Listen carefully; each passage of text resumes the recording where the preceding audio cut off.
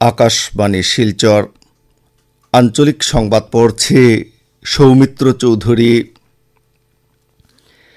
রাজ্যে বাল্য বিবাহ প্রতিরোধে আসাম সরকার পূর্ব ঘোষিত মুখ্যমন্ত্রী নিযুত ময়না প্রকল্প বাস্তবায়নের সিদ্ধান্ত গ্রহণ করেছে।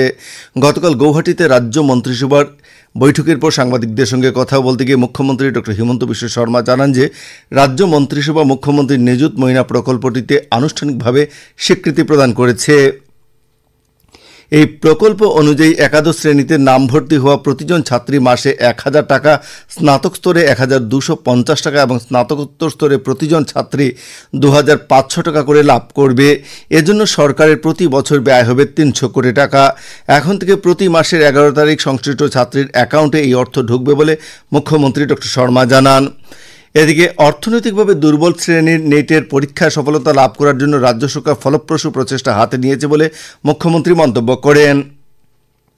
মুখ্যমন্ত্রী জানান যে রাজ্যের যুব আয়োগের নেতৃত্বে শিক্ষার্থীদের প্রশিক্ষণ দেওয়া হচ্ছে। ডিব্রুগড়ে এ লেনের সঙ্গে যৌথভাবে ২২০ জন শিক্ষার্থীকে প্রশিক্ষণ দেওয়া হয়েছিল, যার মধ্যে ১৫০ জন শিক্ষার্থী উত্তীর্ণ হয়েছে বলে মুখ্যমন্ত্রী উল্লেখ করেন। মুখ্যমন্ত্রী আরও বলেন যে শীঘ্রই শিলচর, নলবাড়ী ও জোরহাটে প্রশিক্ষণের ব্যবস্থা করা হবে। উল্লেখ্য ৮০০টি চা বাগানের মধ্যে সড়ক নির্মাণের জন্য গতকাল মন্ত্রিসভা বৈঠকে ৮০০ কোটি টাকায় অনুমোদন জানানো হয়েছে। ভারতীয় জনতা পার্টির প্রবীণ নেতা তথা বিদায়ী মুখ্যমন্ত্রী পেমা খান্ডু আজ অরুণাচল প্রদেশের মুখ্যমন্ত্রী হিসেবে পুনরায় শপথ গ্রহণ করবেন। রাজধানী ইটানগরের দর্জি খান্ডু কনভেনশন সেন্টারে আজ সকাল ১১টায় পেমা খান্ডু তৃতীয়বারের মতো রাজ্যের মুখ্যমন্ত্রী হিসেবে শপথ গ্রহণ করবেন। শপথ গ্রহণ অনুষ্ঠানে কেন্দ্রীয় স্বরাষ্ট্রমন্ত্রী অমিত শাহ, বিজেপি জাতীয় সভাপতি জেপি নাড্ডা, দলের সাংগঠনিক সাধারণ সম্পাদক বিএল সন্তোষ প্রমুখ উপস্থিত থাকবেন। রাজ্যের সামাজিক ন্যায় ও সবলীকরণ বিভাগের মন্ত্রী পীযূষ হাজারিকা গতকাল গৌহাটিতে তৃতীয় লিঙ্গ কল্যাণ পরিষদের এক বৈঠকে অংশগ্রহণ করেন। বৈঠকে তৃতীয় লিঙ্গের লোকেদের বিভিন্ন সমস্যা সম্পর্কে পর্যালোচনা করা হয়। তৃতীয় লিঙ্গের ব্যক্তিদের পরিচয়পত্র প্রদান সহ তাদের সমস্যাগুলি দ্রুত সমাধান করতে মন্ত্রী শ্রী হাজারিকা বিভাগীয় আধিকারিকদের নির্দেশ দিয়েছেন। সভায় সামাজিক ন্যায় ও সবলীকরণ বিভাগের আয়ুক্ত সচিব বীরেন্দ্র মিত্তাল, সচিব কেজি হিলালি সহ শীর্ষ আধিকারিকরা উপস্থিত ছিলেন।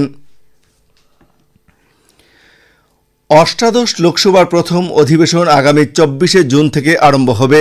এই অধিবেশনে নবনির্বাচিত সদস্যদের শপথ গ্রহণ, অধ্যক্ষ নির্বাচন করা সহ রাষ্ট্রপতির ভাষণের উপর আলোচনা করা হবে।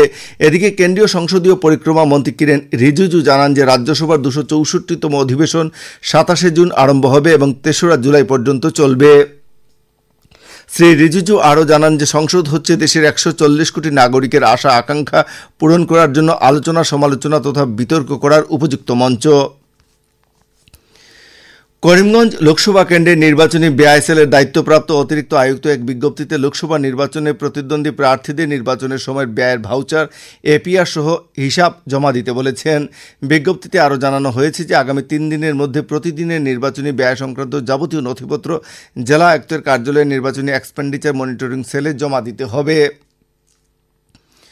অল আসাম ইলেকট্রিসিটি কনজিউমার্স অ্যাসোসিয়েশনের কাছাড় জেলা কমিটির পক্ষ থেকে জেলার কাটিগড়া, সোনাই সহ বিভিন্ন স্থানে গত কয়েকদিনে বিদ্যুতের তার ছিঁড়ে, খুঁটি ভেঙে, ট্রান্সফরমারের গোলযোগে মানুষের মৃত্যু, বাসগৃহে অগ্নিসংযোগের ঘটনায় গভীর উদ্বেগ প্রকাশ করা হয়েছে। অ্যাসোসিয়েশনের পক্ষ থেকে অবিলম্বে বিদ্যুতের পুরনো তার, খুঁটি, ট্রান্সফরমার পরিবর্তন করার দাবি জানানো হয়েছে। এছাড়া অ্যাসোসিয়েশনের পক্ষ থেকে বিদ্যুৎ বিভাগের গাফিলতিতে মৃত্যু হওয়া ব্যক্তিদের নিকটাত্মীয়কে এবং আহত ও ক্ষতিগ্রস্ত ব্যক্তিদের উপযুক্ত ক্ষতিপূরণ প্রদানেরও দাবি জানানো হয়েছে।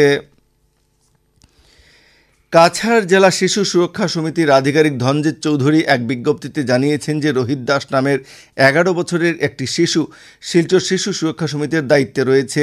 এই শিশুটিকে যদি কোনো অভিভাবক লালন পালন করতে ইচ্ছুক থাকেন তাহলে অভিভাবকরা কাছাড় জেলা শিশু সুরক্ষা সমিতির শিলচর কার্যালয়ের কর্মকর্তাদের সঙ্গে কথা বলতে পারবেন। কাছাড়ের জেলা দুর্যোগ ব্যবস্থাপনা কর্তৃপক্ষের চেয়ারম্যান তথা জেলা ম্যাজিস্ট্রেট রোহন কুমার ঝা এক বিজ্ঞপ্তিতে শিলচর শহরের রাঙ্গির খাল, সিঙ্গির খাল এবং লঙ্গাই খাল পরিদর্শন করার পর সংশ্লিষ্ট এলাকার খাল এবং ড্রেনের উপর আরসিসি স্ল্যাব অস্থায়ী বাঁশের কাঠামো নির্মাণ করা সম্পর্কে অবগত হয়েছেন, যার ফলে ড্রেন পরিষ্কার করার ক্ষেত্রে প্রতিবন্ধকতা সৃষ্টি হচ্ছে বলে জানানো হয়েছে। জেলা ম্যাজিস্ট্রেট আগামী ৩০শে জুনের মধ্যে ড্রেনের উপর নির্মিত অস্থায়ী বাঁশের কাঠামো, আরসিসি স্ল্যাব সরিয়ে নিতে নির্দেশ দিয়েছেন। নির্দেশ অমান্য করলে দুর্যোগ ব্যবস্থাপনা আইন অনুযায়ী কঠোর ব্যবস্থা গ্রহণ করা হবে বলে জানানো হয়েছে। আঞ্চলিক সংবাদ এখনকার মতো শেষ হলো। পরবর্তী আঞ্চলিক সংবাদ রাত 7:45 মিনিটে।